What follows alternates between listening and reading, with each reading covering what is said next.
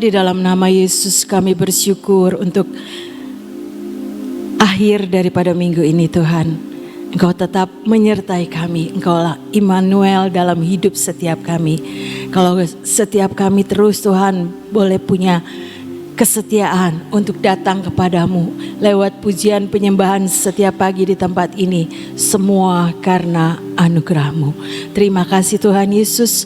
Kalau sebentar juga kami boleh belajar kebenaran firman-Mu, melalui Allah Kudus ajari setiap kami. Roh kebenaran itu yang menuntun setiap kami, sehingga setiap kami boleh belajar Tuhan, menjadi seorang murid yang terus diperlengkapi dengan pengetahuan, dengan hikmat, dengan 7 roh Allah yang terus menuntun langkah-langkah kehidupan setiap kami. Sehingga kami Tuhan boleh diberikan ketaatan untuk kami boleh mendengar apa yang Engkau mau. Dan setiap kami boleh menjadi pelaku-pelaku firman. Di dalam nama Yesus kami berdoa dan percaya.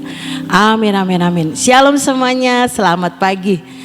Kita belajar kebenaran firman Tuhan pagi hari ini, terang menguasai kegelapan. Tentunya terang Tuhan ya saudara, terang Tuhan menguasai kegelapan. Yohanes 1 ayat yang kelima dikatakan, terang itu bercahaya di dalam kegelapan dan kegelapan itu tidak menguasainya. Kita tahu ya saudara, di tengah kegelapan, terang sekecil apapun itu akan bercahaya di dalam kegelapan. Dan kegelapan itu tidak menguasainya. Di tengah kegelapan, ketika ada terang ya saudara-saudara, terang firman Tuhan yang menjadi pelita bagi kaki kita dan terang bagi jalan kita, kita akan bisa mengatasi setiap kegelapan yang ada ya saudara. Kita belajar dari cerita Tuhan Yesus itu memberi makan 5.000 orang. Ada ceritanya di dalam Matius 14. Ini cerita bagaimana kita ini posisinya sebagai murid Tuhan ya saudara. Dikatakan menjelang malam, murid-muridnya datang kepadanya dan berkata, tempat ini sunyi dan hari sudah mulai malam. Suruhlah orang banyak itu pergi supaya mereka dapat membeli makanan di desa-desa. Stop sampai di sini dulu. Ceritanya orang banyak itu terus mengikuti Tuhan ya saudara. Mengikuti Tuhan Yesus. Sampai Tuhan Yesus itu bilang, ayo kita harus beristirahat. Harus ke tempat yang sunyi. Supaya mereka itu tidak diikuti terus oleh orang banyak ya saudara. Sampai di cerita kitab yang lain, makan pun tidak sempat katanya ya saudara. Saking sibuknya melayani, memberitakan kerajaan Allah Tuhan Yesus dan menyembuhkan banyak orang sakit. Sampai suatu tempat bukannya Tuhan Yesus beristirahat bersama murid-muridnya, bahkan orang banyak sudah mendahului kedatangannya daripada mereka ya saudara. Itu cerita kitab yang lain. Dan cerita ini menjelang malam. Artinya pengikutan mereka itu mungkin dari pagi-pagi sampai malam. Dan murid-muridnya ini sepertinya udah ngelihatnya tempatnya sepi, udah malam, orang-orang banyak ini juga perlu makan. Bukannya tidak mengerti ya saudara-saudara. Murid-muridnya pasti ngerti. Mungkin ada yang teriak-teriak, lapar, lapar, lapar gitu ya saudara-saudara. Kan orangnya banyak, dikatakan 5.000 laki-laki belum anak-anak dan perempuan. Bisa dibayangkan mungkin ada 20.000 orang pada waktu itu.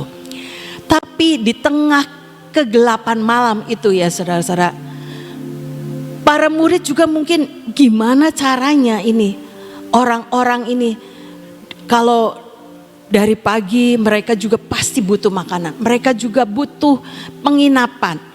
Udah suruh pergi aja, suruh pergi. Murid-muridnya itu bilang, suruhlah orang banyak itu pergi supaya mereka dapat membeli makanan di desa-desa. Sepertinya murid-murid itu melepaskan ya saudara, orang-orang banyak itu udah cari sendiri sana makanannya, cari sendiri, mau nginepnya di mana terserah, udah jangan ngikutin terus gitu ya saudara. Kadang-kadang murid-murid itu juga seperti kita, nggak mau repot ya saudara-saudara. Udah gimana? Apa jare gitu ya saudara, bahasa Jermannya. Terserah, pokoknya kita sudah capek, sudah lelah ya saudara. Mungkin melayani itu juga butuh istirahat. Tapi Tuhan bilang, ayat yang selanjutnya, tetapi Yesus berkata kepada para muridnya, tidak perlu mereka pergi, kamu harus memberi mereka makan. Itu hati Yesus ya saudara, buat saudara dan saya. Hati yang penuh dengan belas kasihan. Bukannya orang banyak itu disuruh pergi cari makan sendiri-sendiri. Mau ketemu mau enggak usah, pokoknya disuruh pergi aja, disuruh pergi. Itu hati murid-murid ya saudara. Tapi kita belajar bagaimana Tuhan Yesus itu mengajar para muridnya. Saudara dan saya adalah murid Tuhan Yesus. Biarlah kita juga belajar dari cerita ini ya saudara-saudara. Belajar bagaimana Tuhan Yesus itu memberikan pelajaran kepada murid-muridnya. Tidak perlu mereka pergi, kamu harus memberi mereka makan. Lah, para muridnya juga mungkin kita pada waktu itu kalau ada pada posisi seperti murid, lah makanannya dari mana? Orangnya segini banyak gitu ya saudara-saudara. Tidak akan bisa beli juga, tokonya mungkin warungnya atau orang yang jual pasarnya udah tutup ya saudara. Tidak perlu mereka pergi, kamu harus memberi mereka makan. Itulah hati Yesus buat saudara dan saya. Dia sebagai terang ya saudara-saudara. Di tengah kegelapan itu memberi solusi, memberi jalan keluar. Jangan suruh mereka pergi, jangan kemana-mana. Kita yang harus memberi mereka makan. Ya saudara, ayat selanjutnya. Jawab murid-muridnya ini, yang ada pada kami di sini hanya 5 roti dan 2 ikan. Murid-muridnya itu cuma lihat mungkin di tengah perjalanan mereka dari pagi sampai malam itu udah habis. Perbekalan daripada orang-orang yang mengikut Yesus juga sudah habis. Mungkin mereka teriak-teriak, lapar Tuhan, lapar gitu ya saudara. Bukan saja mereka senang dengan mendapat kesembuhan, tapi mereka juga butuh makan. Tapi yang ada, kata muridnya pada waktu itu, yang ada pada kami di sini hanya 5 roti dan 2 ikan. Mana cukup, kalau pikiran secara murid-murid itu enggak cukup Tuhan, apalagi yang bawa anak kecil.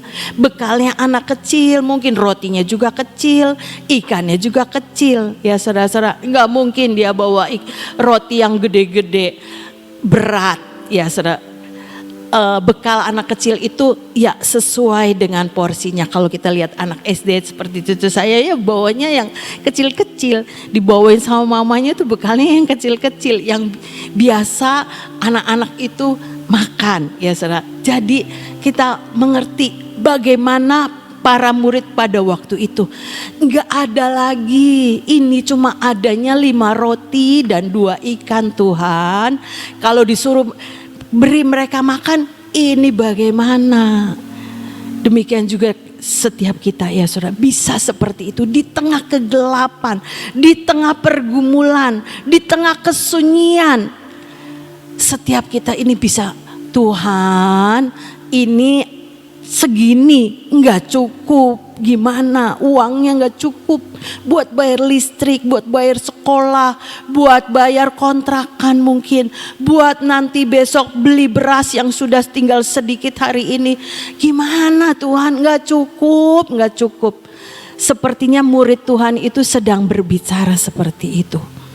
Kita belajar terus ayat yang ke-18. Yesus berkata, bawalah kemari kepadaku. Ini ya saudara, solusi yang Tuhan berikan sebagai terang. Di tengah kegelapan itu Tuhan bilang, bawalah kemari kepadaku.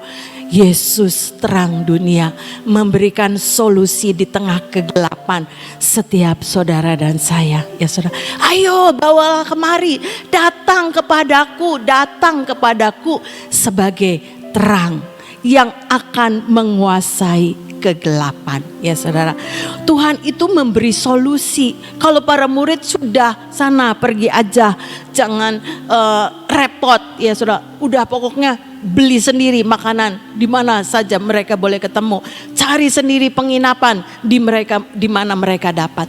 Tetapi Yesus tidak. Yesus bilang, jangan bawa mereka pergi, tapi memberi mereka makan. Tuhan bilang, bawalah kemari kepadaku. Ayo datang sama Tuhan. Seberapa yang kita punya, apa yang sedikit secara manusia ini enggak cukup Tuhan. 5 roti dan 2 ikan ini bekalnya anak kecil. Enggak cukup secara pikiran, kenyataan yang dilihat oleh para murid juga pada waktu itu.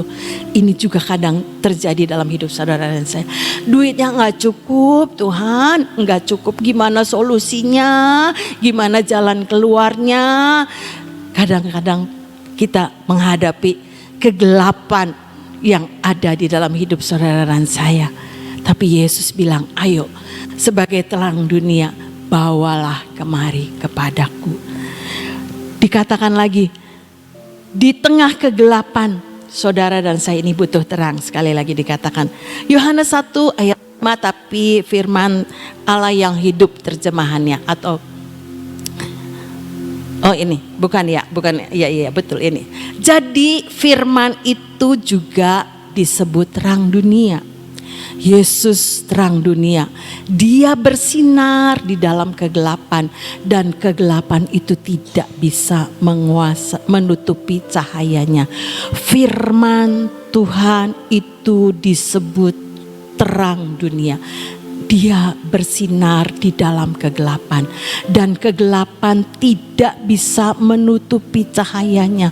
Tuhan bilang, bawalah kemari kepadaku. Itu firman-Nya, itu terang dunia yang Tuhan nyatakan di tengah-tengah para murid pada waktu itu. Dia bersinar di dalam kegelapan. Tuhan Yesus bersinar lewat kebenaran firman yang saudara dan saya ini boleh baca setiap waktu. Dan firman Tuhan itu tidak bisa ditutupi cahayanya, ya saudara. Tidak bisa menutupi cahayanya. Cahayanya Tuhan itu tetap terpancar di tengah-tengah kegelapan, ya saudara. Firman Tuhan itu ya dan amin pasti terjadi dalam hidup saudara dan saya ketika kita mendeklarasikan kebenaran firman. Tuhan bilang, ya saudara, di dalam ayatnya, Yesus adalah terang dunia.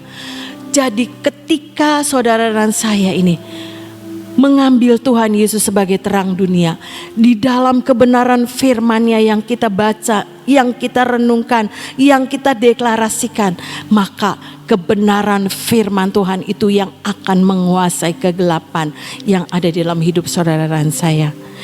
Ketika lanjut ayat yang ke-19, Matius 14 ayat 19.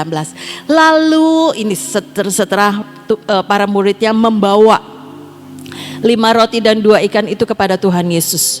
Lalu disuruhnya orang banyak itu duduk di rumput. Nah, biasanya orang yang kalau sudah ribut itu berdiri, jalan-jalan ke sana ke sini, ya saudara-saudara. Aduh, lapar. Ada makanan enggak? Ada makanan enggak? Ada minuman enggak? Lapar nih, lapar. Ribut, ya saudara-saudara. Bisa ngebayangin ketika itu banyak sekali orang yang mengikut Yesus. Orangnya sudah kelaparan di tengah kegelapan malam. Tapi Tuhan bilang, suruhlah orang-orang itu duduk. Bilang sama murid-muridnya, duduk, suruh duduk. Kalau duduk itu dibikin kelompok-kelompok. Ada yang 100, ada yang 50 di kitab yang lain, ya saudara. Kalau duduk itu dibikin sedikit tenang, ya saudara-saudara. Jangan berisik. Kalau pada berdiri bisa jalan ke sana ke sini. Tapi kalau sudah duduk itu lebih tenang. Hatinya lebih tenang. Menanti-nantikan apa nih yang akan terjadi? Apa nih yang Tuhan Yesus mau buat ketika kita menghadapi kegelapan, yaitu butuh makan pada waktu itu, ya saudara. Jadi murid-muridnya menenangkan para orang-orang yang ada pada waktu itu. Ketika duduk, ya saudara-saudara, ini artinya kita harus punya keintiman dengan Tuhan. Mazmur 91 ayat 1 dan 2. Kalau ingat kata duduk, ini ingatnya ayat ini ya saudara. Mazmur 91 ayat 1 dan 2. Orang yang duduk dalam lindungan yang maha tinggi dan bermalam dalam naungan yang maha kuasa. Terjemahan lain, orang yang ada di dalam secret place-nya Tuhan. Ada di tempat rahasianya Tuhan. Ada di dalam keintimannya dengan Tuhan. Ayat yang kedua, akan berkata kepada Tuhan, tempat perlindunganku dan kubu pertahananku, Allahku yang kupercayai. Tadi malam di tengah-tengah Sion, haleluya ya saudara-saudara, itu yang namanya petir bikin kaget-kaget, dar-dor gitu ya saudara, bikin orang takut. Apa yang harus kita lakukan? Deklarasi ya saudara. Mazmur 91, tempat perlindunganku dan kubu pertahananku, Allahku yang kupercayai. Tempat perlindunganku dan kubu pertahananku, Allahku yang kupercayai. Sehingga ketika kita ada di dalam keintiman dengan Tuhan, ketika saudara dan saya ada di dalam secret place-nya Tuhan, ada di dalam satu tempat yang Tuhan mau ya saudara.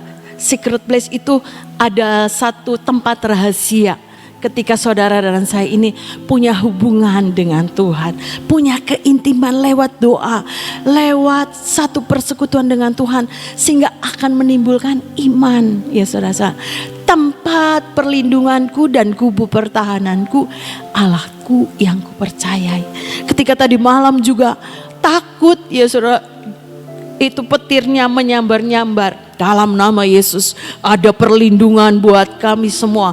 Dalam nama Yesus kota Sion tetap dijaga, dilindungi oleh kuasa darah anak domba.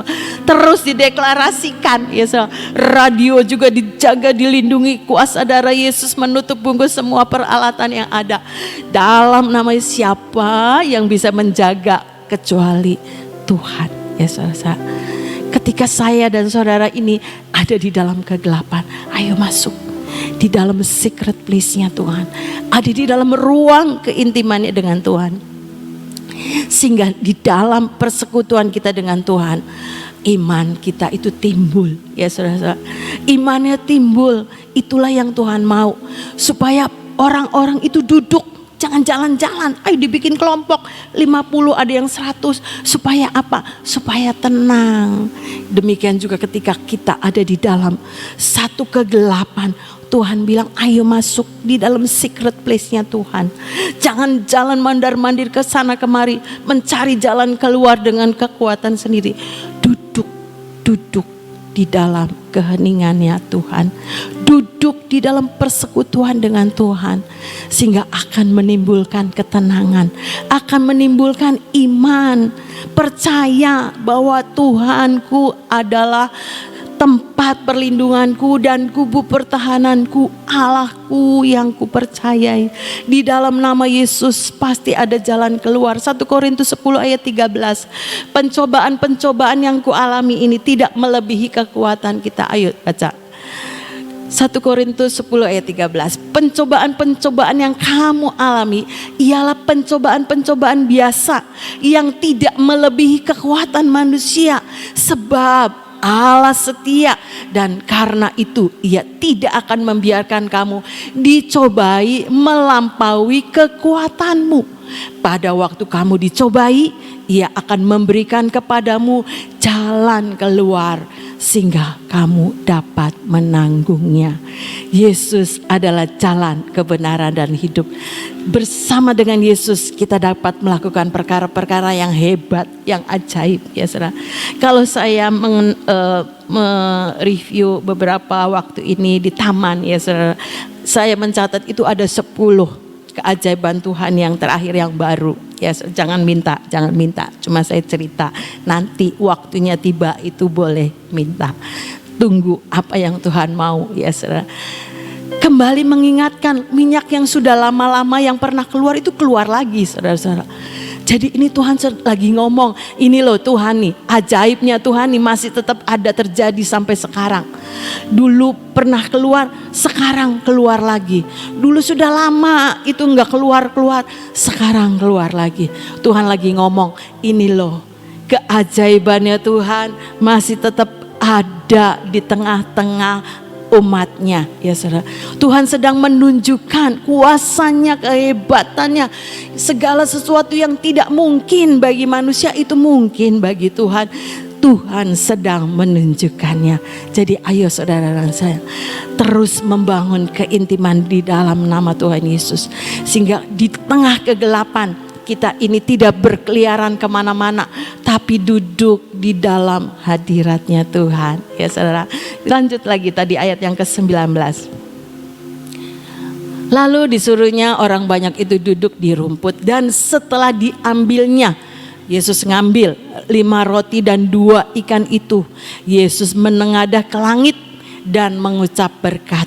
Lalu memecah-mecahkan roti itu dan memberikannya kepada murid-muridnya. Lalu murid-muridnya membagi-bagikannya kepada orang banyak.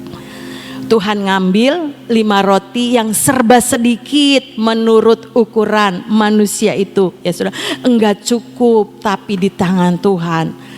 Saudara bisa lihat cerita ini selanjutnya, sudah hafal nanti ceritanya ya saudara. Tapi yang kita mau belajar, lalu memecah-mecahkan roti itu dan memberikannya kepada murid-muridnya. Kan rotinya kecil 5, ikannya juga mungkin sedikit 2, tapi kok dibagikan kepada murid-muridnya, dikasihkan dulu, dipecah-pecahkan rotinya. Kan rotinya kecil, dipecah-pecahkan ya juga mungkin sedikit. Tapi kalau muridnya waktu itu, lah Tuhan, rotinya juga sudah kecil, ini dipecah-pecahkan lagi, dibagi-bagikan lagi. Karena apa?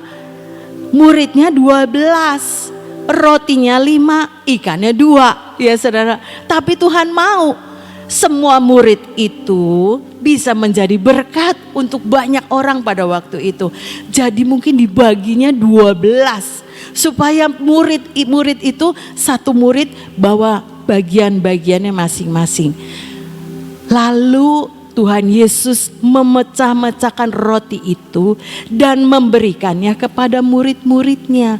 Lalu murid-muridnya membagi-bagikannya kepada orang banyak. Ya saudara, Tuhan mau kita sebagai murid Tuhan. Tuhan mau pakai saudara dan saya untuk jadi saluran berkatnya Tuhan. Bukan cuma lihat, iya ya itu Tuhan mau ngapain. Kan kalau Tuhan bagi sendiri juga bisa ya saudara. Tapi Tuhan membagi-bagikannya kepada murid, memberikannya kepada murid-muridnya, lalu murid-muridnya membagi-bagikannya kepada orang banyak. Tuhan mau pakai saudara dan saya jadi muridnya Tuhan, jadi saluran berkatnya Tuhan, supaya keajaibannya Tuhan itu bukan saja Tuhan Yesus yang ngalamin, tapi murid-murid dia yang bagikan. Pasti tahu kan, loh enggak habis-habis ini roti, enggak habis-habis ini ikan. Murid-muridnya yang paling lihat dulu keajaiban Tuhan terjadi. Biar kita boleh menjadi murid Tuhan ya saudara. Sehingga keajaiban bukan kata orang lain. Saya loh ngalami, saya loh menikmati ini loh, betul. Tadi tuh dibaginya sedikit sama Tuhan Yesus. 5 roti 2 ikan dibagi sama 12 murid. Pasti lebih kecil-kecil lagi. Tapi kok cukup ya? Enggak habis-habis ya? Wah, enggak habis-habis. 20.000 orang pada waktu itu makan sampai kenyang. Alkitabnya yang nulis. Bahkan ayat selanjutnya 20-21. Dan mereka semuanya makan sampai kenyang. Kemudian orang mengumpulkan potongan-potongan roti yang sisa 12 bakul penuh. Terus 21, yang ikut makan kira-kira 5.000 laki-laki, tidak termasuk perempuan dan anak-anak. Kalau orang laki makannya lebih banyak, ya porsinya pasti lebih gede ya saudara. Bagaimana mereka kelaparan dari siang mungkin, pasti makannya itu lahap, tapi masih ada sisa 12 bakul. itu buat murid-muridnya yang 12 orang ya. Murid yang membagi-bagikan itu yang mengalami dulu. Iya ya, hebat Tuhan, ajaib. Roti yang saya bagikan itu enggak habis-habis. Kita pernah ngalami waktu di Monas ya saudara. Itu makanan itu betul enggak habis-habis. Ada lagi. Kayaknya kurang nih, orangnya banyak enggak cukup nih. Tapi begitu dibagi ada lagi enggak tahu dari mana Pak. Itu yang pasti malaikat kirim ya saudara.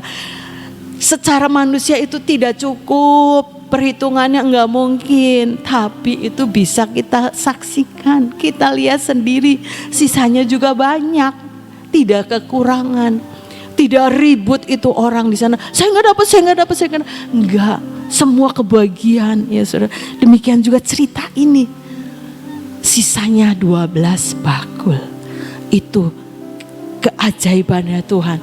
Ketika saudara dan saya ikut ambil bagian sebagai muridnya Tuhan ya saudara, melayani Tuhan, mengikuti apa yang Tuhan mau.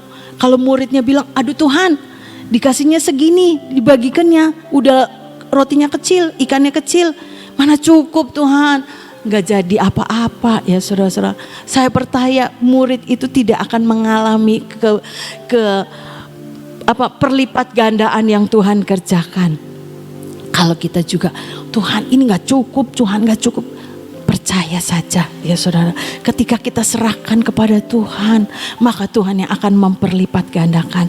Mungkin secara totalan manusia itu, kan manusia suka ngitung, saya juga suka ngitung. Saya suka ngitung, waduh ini kebutuhan radio setiap bulan, haleluya gitu. Dapat income-nya, haleluya juga. Tapi tidak pernah kekurangan tuh radio, udah hampir 19 tahun. Tidak gajian kan Rinto? Setiap bulan Tuhan mencukupkan. Amin. Saya bersyukur dan saya begitu melihat kuasa Tuhan, keajaiban Tuhan. Bukan cuma buat orang lain, buat saya sendiri. Betul-betul dahsyat, ajaib Tuhan itu. Tidak usah meragukan ya saudara. Kita punya terang di dalam kegelapan. Jadi kita tidak usah takut. Memang kegelapan itu membuat kita kadang-kadang, aduh Tuhan gitu ya saudara-saudara. Mengalami satu pergumulan yang berat mungkin dalam sesuatu yang aduh ini rasanya ini nggak mungkin, rasanya nggak bisa, rasanya ini mustahil, adanya cuma keluhan. Gimana Tuhan? Gimana nanti nih Tuhan? Gimana nanti Tuhan?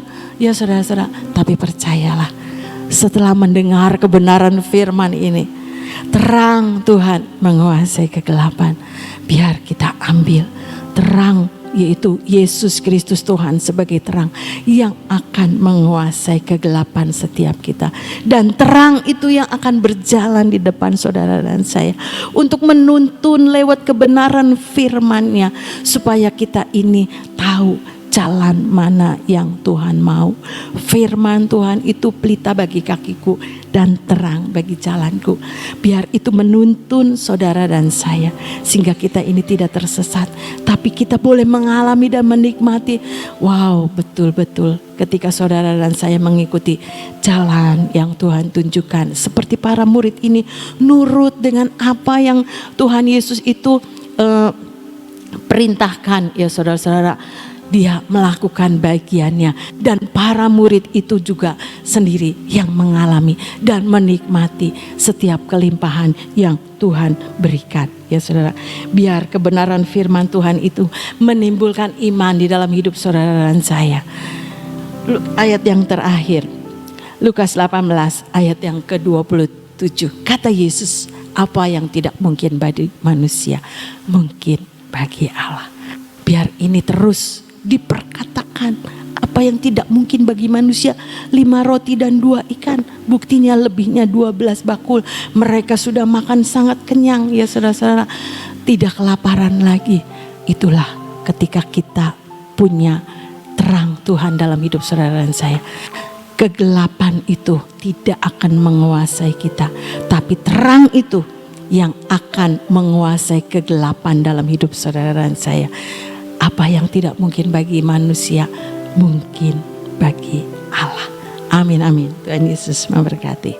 Saudara, hari ini kita belajar benar-benar di mana ada terang, gelap itu akan pergi, ya. Saya teringat akan suatu peristiwa pada saat beberapa puluh tahun yang lalu lah, kurang lebih, waktu tiba-tiba ada pencuri masuk ke rumah saya. Nah, saat itu pencurinya pinter. Lampu pusat dari listrik itu dimatiin sama dia, diceklekan ke bawah. Jadi semua gelap, saudara. Dan saat saya bangun karena diteriakin sama pembantu, Bu, ada maling, lampunya dimatiin gitu.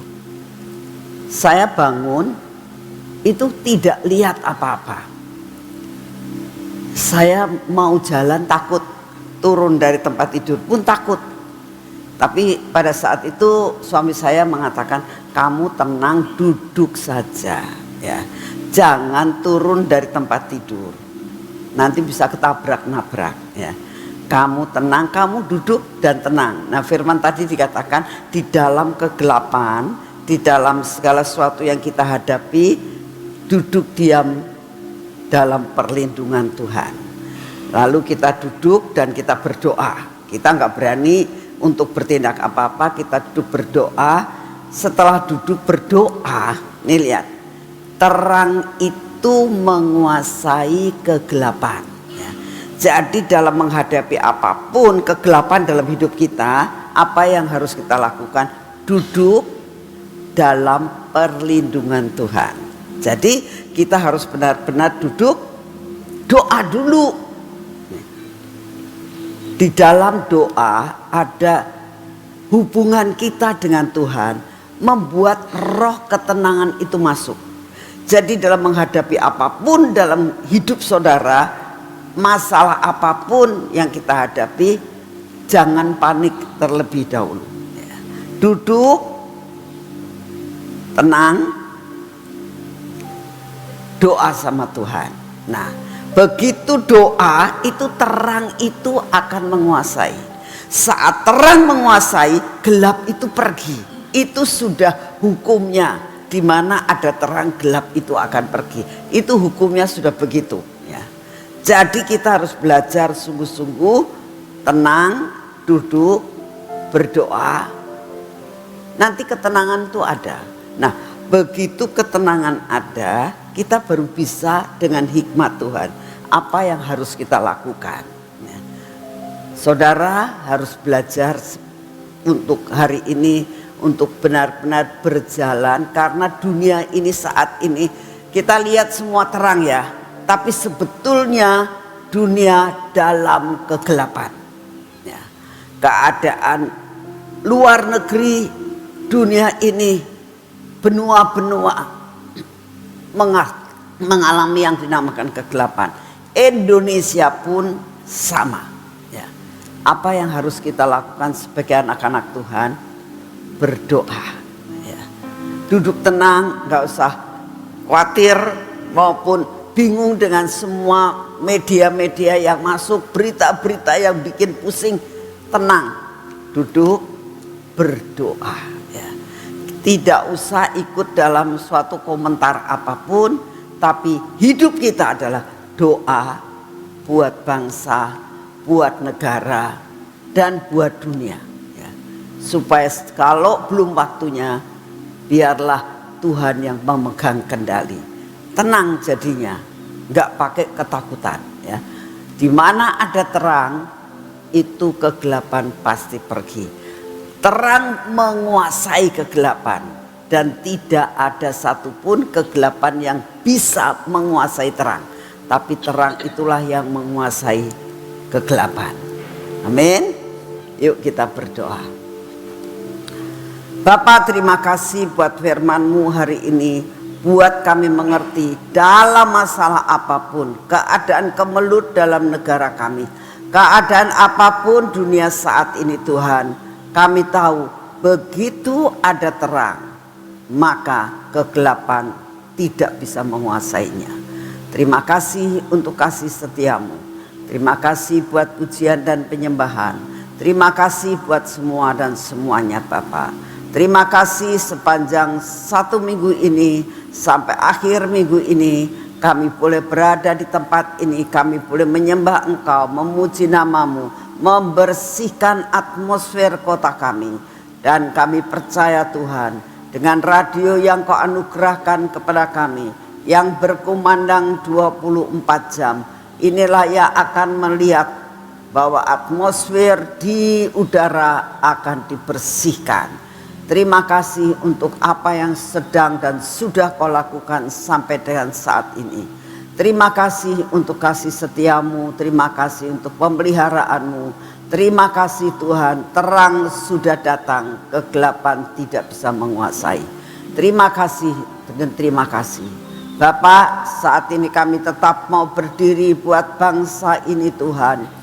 Kami minta di dalam nama-Mu penerangan yang daripadamu turun atas seluruh wilayah, pulau-pulau di dalam negara kami ini Tuhan. Biarlah terang-Mu menerangi sehingga tidak ada kegelapan lagi.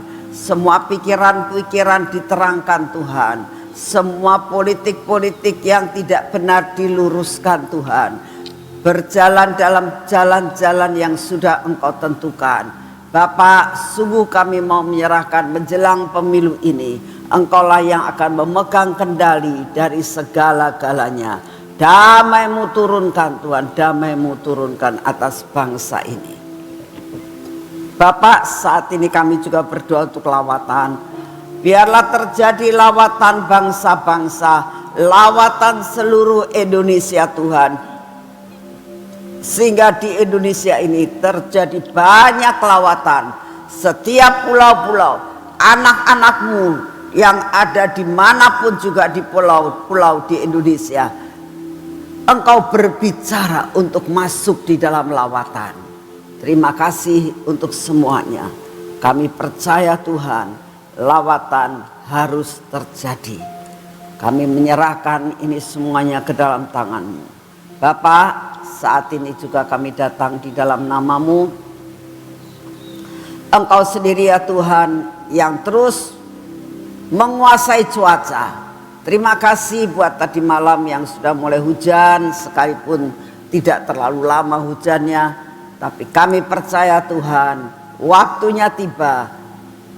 Kota ini akan diguyur oleh hujan yang cukup baik, cukup lama untuk kami dapat mengalami sesuatu hal kesegaran yang daripada-Mu.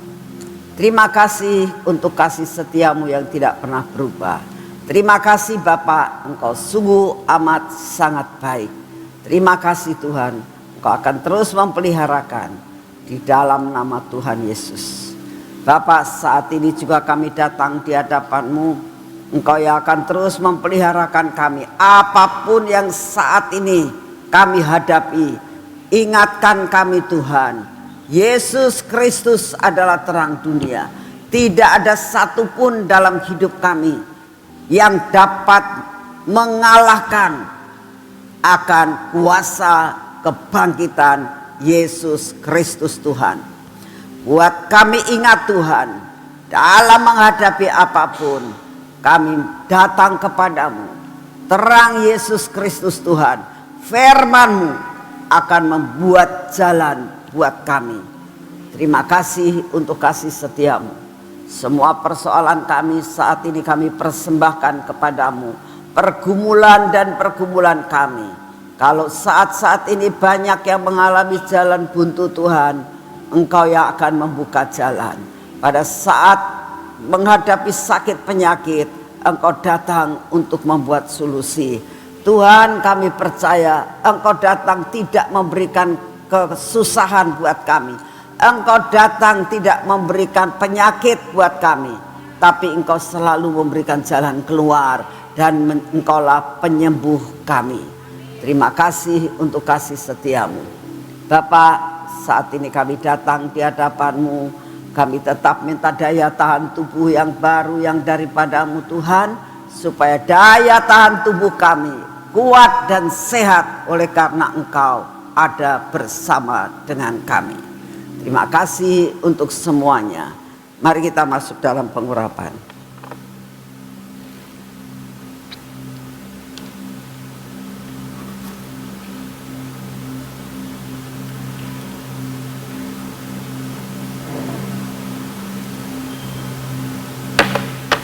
Dalam nama Tuhan Yesus, biarlah pengurapan ini menguasai akan seluruh kehidupan kami hari ini ya Tuhan. Menguasai akan mata kami, telinga kami juga Tuhan, bibir, mulut kami dan hati kami. Biarlah hati kami dicengkeram dengan damai sejahtera yang daripadamu. Tuhan, setiap hari kami minta, biarlah semua yang tidak baik, sifat-sifat yang tidak baik, kebiasaan-kebiasaan yang tidak baik, Engkau hancurkan dan Kau kikis habis dalam hidup kami. Ini tangan kami olesi minyak Tuhan. Ini kaki kami olesi minyak. Biarlah pada hari ini apa yang kami kerjakan menjadi berhasil. Apa yang kami jalani hari ini bersamamu, kami akan sampai kepada tujuan yang Engkau sudah tentukan hari ini. Terima kasih Bapak, segala pujian, hormat, syukur kami naikkan di hadapan-Mu. Terima kasih dan terima kasih. Dalam nama Tuhan Yesus. Amin. Selamat pagi, Tuhan memberkati saudara semuanya.